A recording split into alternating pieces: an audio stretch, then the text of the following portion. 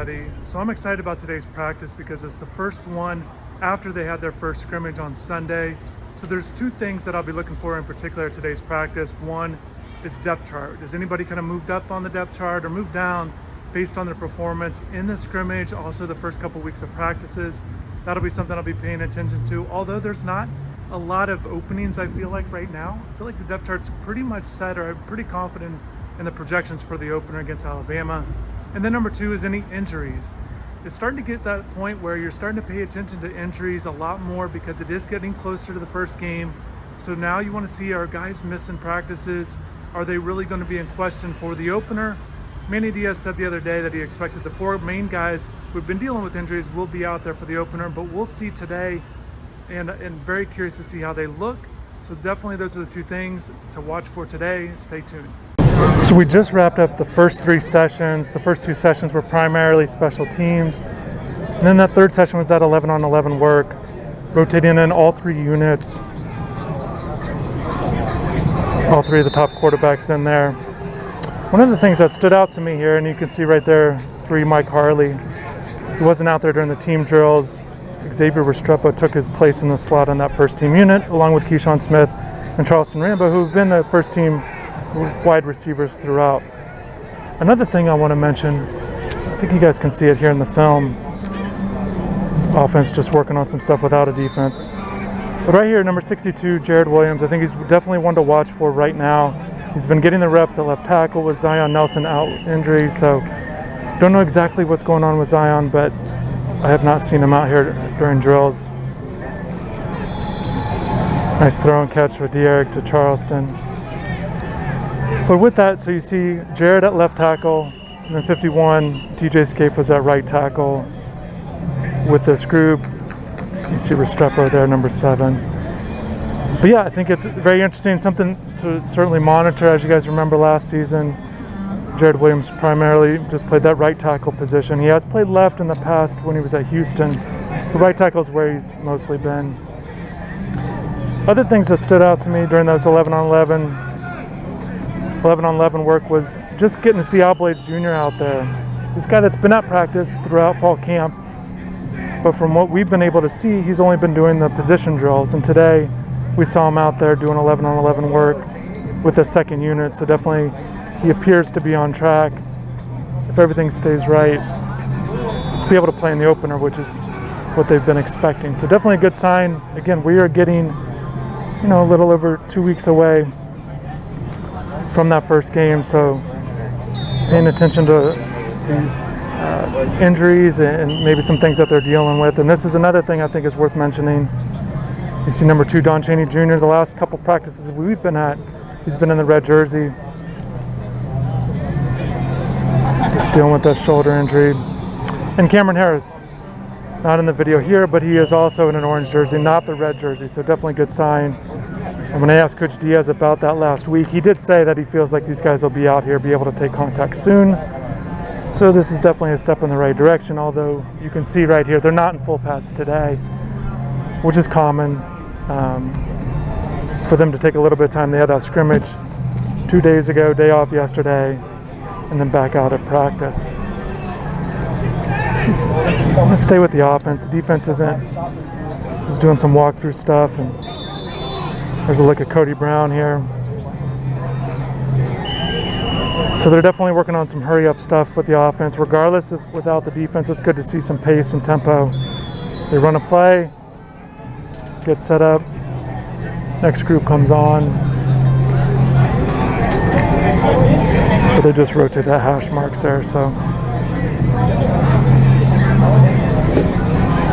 There's 15, Jacoby George. Certainly had that good scrimmage on Sunday based on the stats that were provided to us by UM Media Relations. So, Coach Diaz.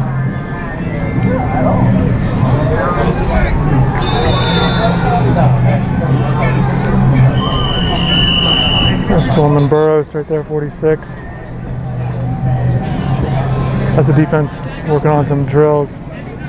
Definitely working on chasing the ball. It's always a big thing with defenses. It's not just the linebackers or a certain unit getting to the ball. They want as many guys close to the ball as possible, and that seems to be what they're working on right now.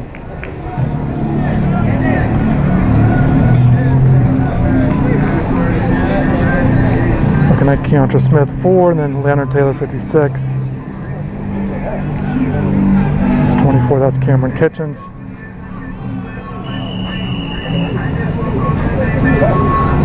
I feel like Leonard's going to definitely be an interesting one. If I were to pick a true freshman, it's hard to say, I kind of go back and forth, but to earn the most playing time this year, I definitely think about Leonard. Talent is there, we've seen it in drills, but certainly there's 4 other defensive tackles with experience ahead of him, but I think they'll definitely get him in there when they can. The other one I do want to mention, you guys have been paying attention to the videos, but Elijah Arroyo at tight end.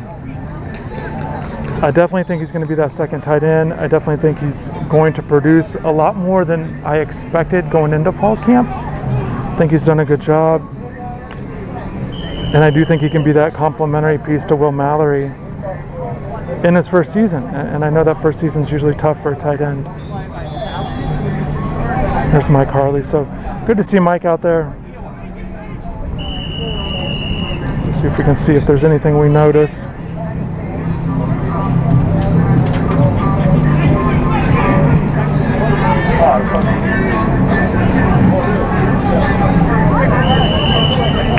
Keep eye on Mike, but definitely a good sign there that he is doing some things out here, even if he wasn't doing the 11-on-11 stuff.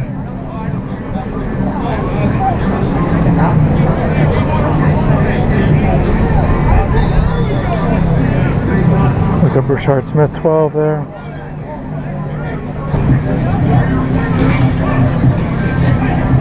It's Coach Robinson with the defensive backs and getting these guys lined up for the next drill.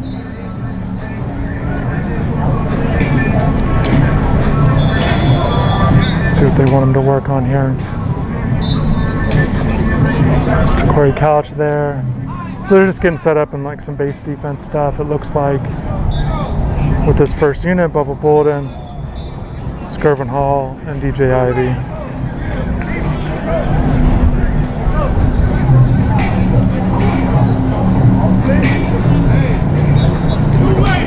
I'm very curious to see what DJ Ivy does this year.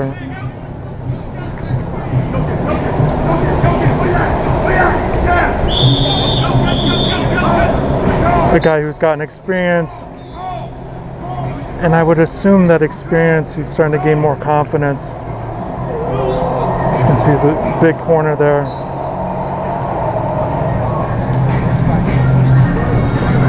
Just zoom out and see what they're working on here.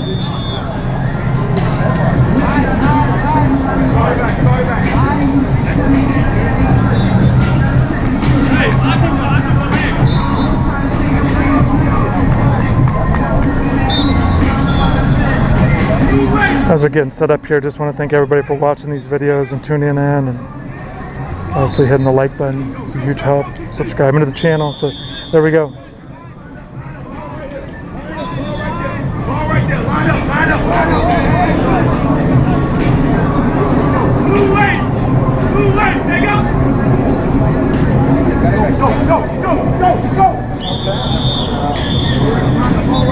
You know, one of the things that Bubba Bolden mentioned the other day with Gervin Hall, just that they're used to playing with each other. These are guys that have been in the program for a while now, and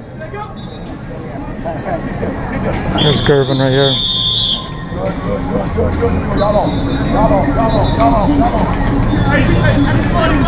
And Gervin's another one. It's going to be very interesting to see what kind of year he has.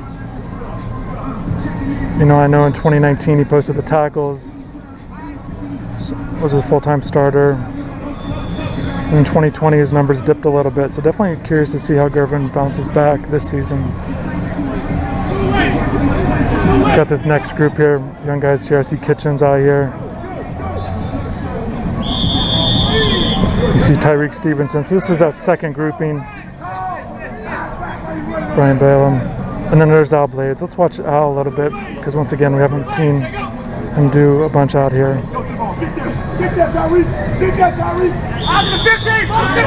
When we first got out here, Al was working on some back pedal stuff on his own. Looking back on it, definitely feels like he was preparing himself for this practice. Make sure he was right.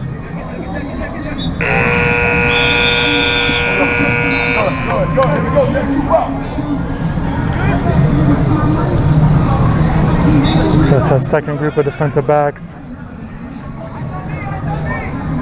And this is another intriguing group with the third unit. I do think the third unit, both sides of the ball, is going to be very interesting how they develop this year. A lot of young guys on both sides of the ball. We'll take a look at Keyshawn Washington, see how he looks out here at practice. Playing the safety spot, James Williams is the other spot. I'll zoom out on him in a second.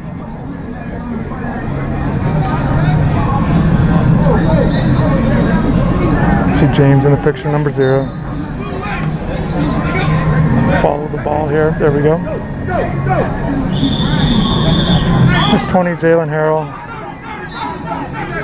You know, he made that switch to corner, and we've seen him. That's where we've seen him all fall.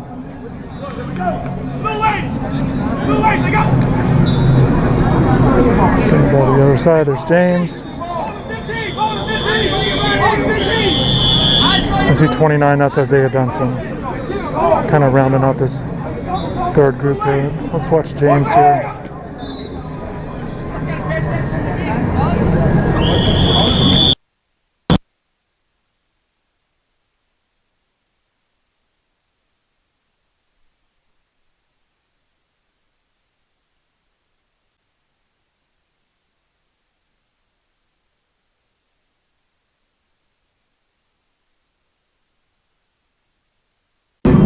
The wide receivers here. Working on back shoulder throws. There's Mike Redding. Cal Tubbs here. There we go. So they were just working on over the shoulder catches downfield. Now they're doing the back shoulder. There's Rambo there. Rambo's going to redo that rep.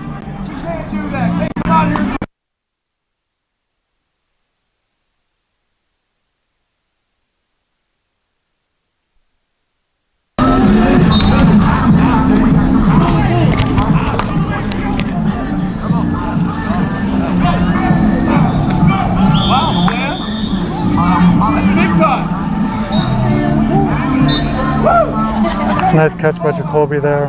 It's good body control and obviously finishing with the catch. There's Rambo, bouncing back after the drop.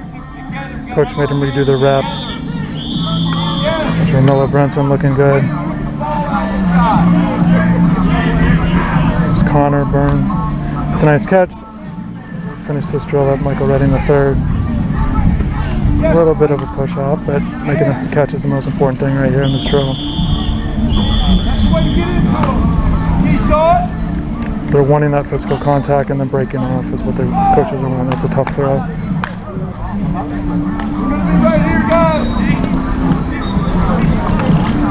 Nice finish by Burchard. It's tough on these drills to be able to focus in on the quarterback. We're zoomed in at the receiver, but some good throws in there. Let's take a look at some of the running back drills once again, stepping through, getting upfield here.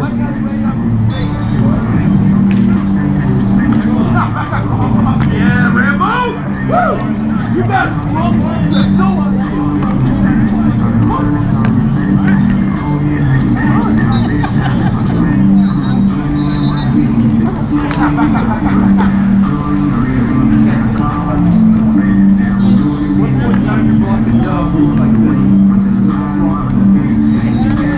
As you can see, they're definitely working on their footwork once they get the handoff, making sure they're square.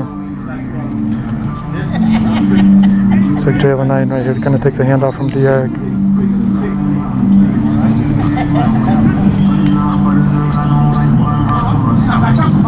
Yeah, good job, Dee. That's a really good job, Dee. Good job.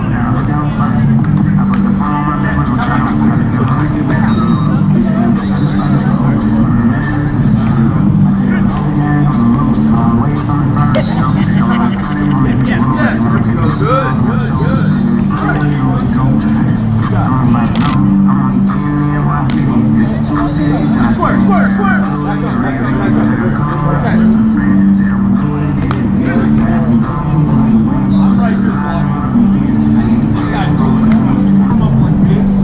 receivers are right here. Coach Ligon's really working on some blocking drills right here, getting squared up. Just watching the running backs. You see Jalen Knighton getting that first rep in these drills here. It's probably just a case of Cam and Don being out, limited, but they're in there today. So good to see. I think at this point, if I were to project or to predict, I definitely think this is, I feel like as long as he's healthy, I feel like it's going to be Cameron Harris as a lead back. That's kind of my sense right now. I know things can change. I would be surprised though in saying that, because in the sense that Coach Lashley has talked about wanting a lead back. I do think whoever it will be, I think those other two guys will play. I'd be very surprised if they don't give other guys opportunities in that first game. I certainly think running the ball is going to be tough in the first game, so it seems like that they could go to all three guys just to give them maybe Alabama a different look. Also, if something's not quite working, maybe they give other guys an opportunity. That's just the way I kind of see the opener. Just some early thoughts as we're a couple of weeks away here. Watching the receivers, looks like they're going to do a drill here, catching the ball. See if we can focus in on quarterbacks too. I know many of you like to see who's throwing the ball. Here.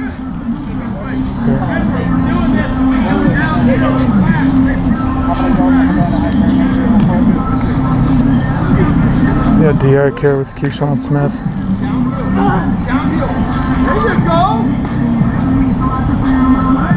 Nice fluid route there. Yes, Mike! Wonderful! Roll it! Bang it! Yes! That's it, Tommy! Now finish, man! Finish! Roll it! Roll it downhill! Come on, man! Stay out! 88, stay out! You drifted! You drifted, Zero! It's different!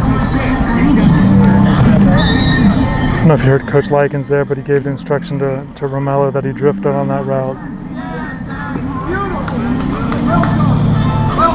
Good route by Xavier there.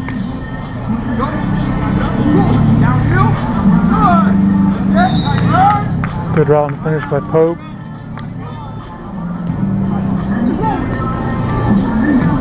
It's your dad, so that you can come downhill. You're a little sore. You drifted to your depth. Get ready for one-on-ones, boys. You heard Coach Liken, he said be ready for one-on-ones. Unfortunately, we're not going to be able to see it.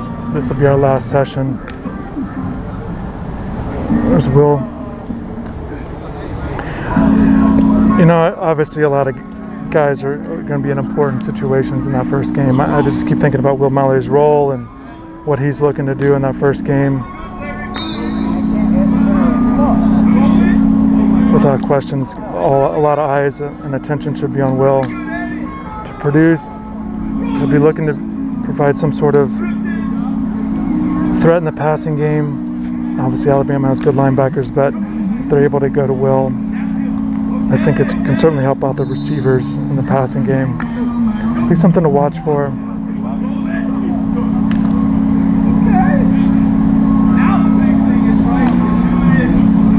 And looking for an important, a big game for Will. Certainly a different situation, but I think back on Greg Olson when he played his first game, the first big game there, and he had a bunch of catches years ago against Florida State. Different situations, but you're hoping for a big-time production out of him in that opener and kind of set things up for the rest of the season. There's Charleston, so finishing up this drill.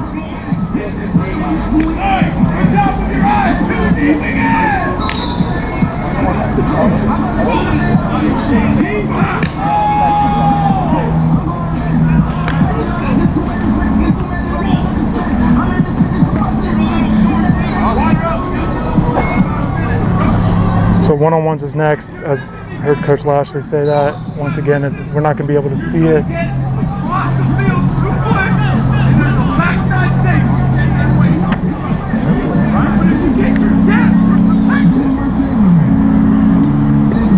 So yeah, that's gonna wrap things up here. Definitely appreciate everybody for watching.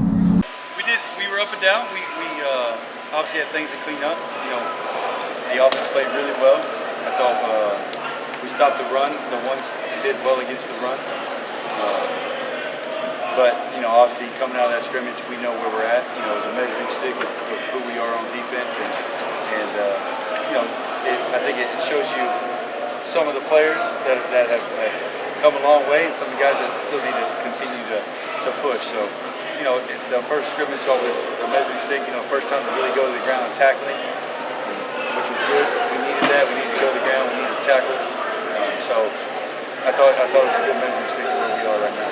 How do you feel about the opportunity to get off the field? It's always a great opportunity to get off the field. I just feel glad to be right here for